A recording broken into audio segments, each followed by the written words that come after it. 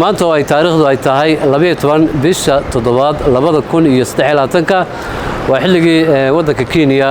markaas mucaaradku ay ku balameen inay ka dhigayaan mudaharaad sida aad u jeedaan waxa markaas jira mudaharaadkii oo la isku soo baxay saaka subaxdii hore waxaana markaas soo buux dhaafinayay mowjadaha markaas mucaaradka oo ah maalin ka bedelan maalmihii maanaamaanooga ama strike ay wadeen taasi oo aad moodo in dadku waxa weeye fara badan ay saameyn ku yeelatay marka maanta dhibaatooyin fara badan ayaa waxay ka dhaceen magaalada Nairobi iyo gobollo kale oo ka tirsan wadanka Kenya waxa ka mid ah Nairobi oo ay Soomaalidu ay joogto oo hadda halkaan aan kala soo hadlaynaa sida la socono dalka guud ahaan dalka dhan wax shaqeynaya ma laha waxyaabo markaas ay kaga bedelan tahay maanaamaanooyinkii hore ama mudaharaadadii hore shaqooyinka dawladdu way socdeen laakiin hadda way taagan yihiin shaqooyinka dawladdu ganacsiga waa la wada xiray waxa kale oo la xiray dabcan iskuulaadkii waa la xiray sida la socono dhibaatooyin fara badan ayaa waxa weeye ka jira dalka oo dhan runtii mucaaradka Raila Amolo Odinga uu weeyahay oo haatan waxa weeye darajadiisu ay sii kacdayba awal hore gudoomiyuhu hadda waxa lagu yeerayaa baba mudaharaadka waxa lagaga cabanayaa oo san la soconayba dhaqaalihii wadanka oo waxa weeye kor u kacay oo markaas haba yaraatee aad moodo in hoos wax shaqo aysan ka soconin kadib markii kor u kac xagga dollarka uu kacay ganacsatadii way iska fadhiisteen waxay soo dejinayaan ma laha shaqaalihii laftigooda way cabanayaan dawladdu canshuur ayay ku kordhisay 30% wax walba xitaa social media waxa aan arkay dhalinyaro fara badan oo ka ganacsata ama waxa weeye ka shaqeysata iyaga laftigooda waa lagu soo rogay YouTube leedii oo iyaga canshuur lagu soo rogay meel dawladda hadda Ruto ay waxa weeye ay dhaaftay ma laha marka shacabka dhamaantood way wada cabanayaan arrimahaas waxay keeneen in marka dawladda waxa weeye lagu jeesto xaaladuna way ka bedelantay sidii hore waxaad moodaa dawladdu ballanqaadyo ay sameysay mayna fulinin marka waxay sheegeen in ay jimcaha soo socda waxa weeye lagu soo aadanay qaban doonaan mudaharaadka soo socon doona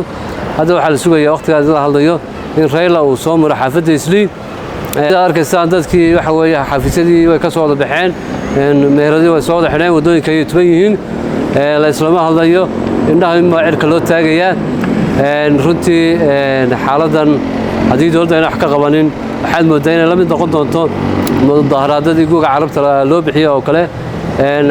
saameynayna ku yeelato dawladda Ruto sidoo kale hadda waxaan wareysanayaa ganacsatada xaafadda Islii mid ka mid ah Cabdirasaaq bal isagana ayaan ku soo dhaweynayaa waa bal joogiisa iyo dareenkiisa weydiinaya Cabdirasaaq ku soo dhawow bismillaahir rahmaanir rahiim xaaji sida aad arkaysa maanta xaaladda aad ay u kacsan tahay dhibaatooyin fara badan ayaa ka jira xaafadda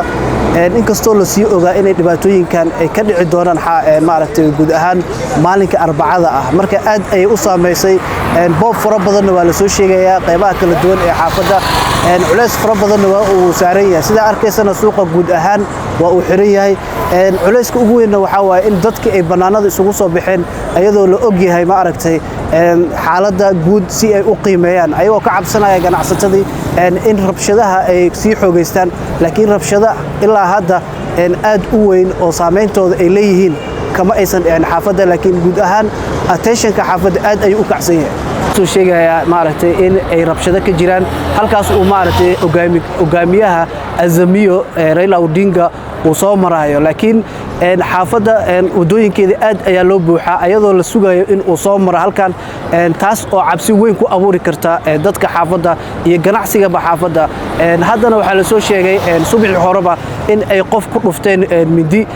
telefoonana ay ka dafayeen wadooyinka si ay maadaama ay ka soo baxeen dhankaas iyo section 3 ayagoo u sii socda dhankaas iyo groundka Kamakunji ground marka culayskaas waa uu iska jira